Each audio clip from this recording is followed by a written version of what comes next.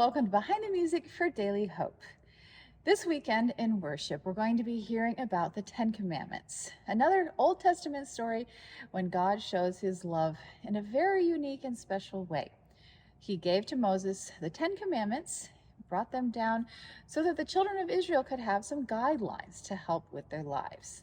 The Ten Commandments were not meant to be a hardship or to make us not be able to do the things that would make us truly happy, but they were to define what sin is, to help us to not sin, and to remind us that we do need a Savior. But the good news is that we do have a Savior. God's love for us, even if we sin, is always there. But he gave us these commandments to help us live a better life. If we follow them, we will have a happier, safer, better life and be able to love those around us even better also. In the French classical tradition, which is a period of composition from the 17th and 18th centuries, it doesn't align with what we would call the classical period in other regions, but in France, we call this French classical, and they were writing very specifically for the French organs during this time. And something that's unique to France at this time is that they were very specific about how they wanted their music to be played. People were writing treatises. There were whole books on how you should ornament, how you should phrase. For the organist, very specific guidelines on how you should play these pieces. They were so exact that they even would put in the title of the piece how they wanted it to be registered. So basse de trompette, that means down on the bass, you need to have a trumpet. It's not just called a prelude or something like that. Like, they were very clear. They would call it a dialogue, and then you would know it's two voices against each other. It was some of the composers during this period were the first to start marking when you should switch a manual up and down. Before that, it was probably taught or just understood from that period. But in France, they didn't want to leave anything to be confused, and so they wrote it. There were prefaces to the compositions that they were writing, and so they were very clear.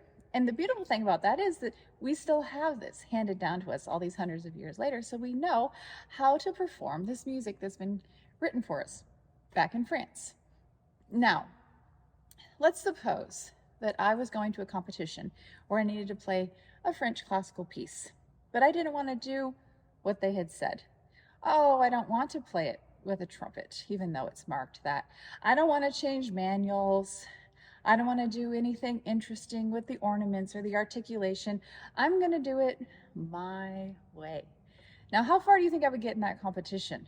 Especially if it were people, if some of the judges were very knowledgeable about the French repertoire. I don't think they would forgive me at all for just willfully choosing to play it however I wanted to when the composers had given such specific guidelines. And so that's sort of like the Bible. Now, the difference between me losing a competition and us somehow sinning or breaking one of the commandments, God is far more merciful than the judges would be at a competition. But he's given us these guidelines to help us thrive and to help us have a better life. So I just want to give you a couple examples of how maybe I would interpret it if I didn't know what the composer wanted. For example, it says here that I should switch manuals. So instead of switching manuals when it says like this, what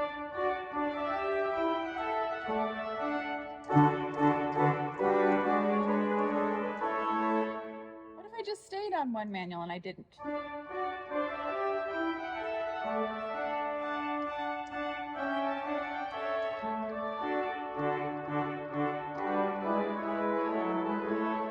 It loses some of that fun. I mean, the piece is titled Dialogue. It's supposed to be a dialogue. And if I choose not to go back and forth between the manuals, it loses the whole conversation that it's supposed to be having. Another thing, there's a third manual notated that I should have a cornet, which is a solo. And so when I play it with the solo, it sounds very cool.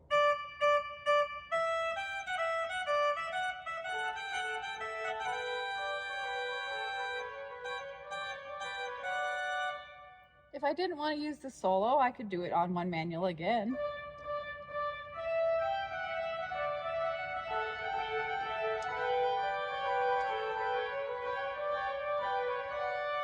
It doesn't sound bad.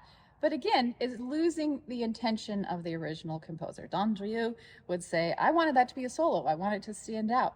And if I was playing it for a panel of judges who knew they would know Kristin has chosen not to do this the way she was supposed to. Another really interesting thing in French classical music of this period is they have this thing called inégal, which means they don't want you playing it just straight. So if you'd come from another country and you saw eighth notes, you would play them like bum, bum, bum, bum, bum, bum, bum, bum. But if you were playing French classical music, you would kind of almost swing them, we would say. Dun, da, dun, da, dun, da, dun, da, dun. They thought it was more elegant not to just play things in a strict form.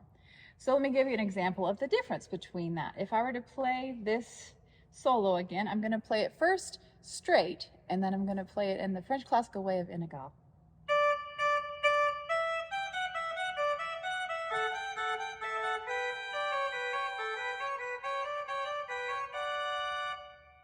So again, if you were just looking at the music and you didn't know it was supposed to be French, it might sound okay. But now let's add that sparkle of the French inégal.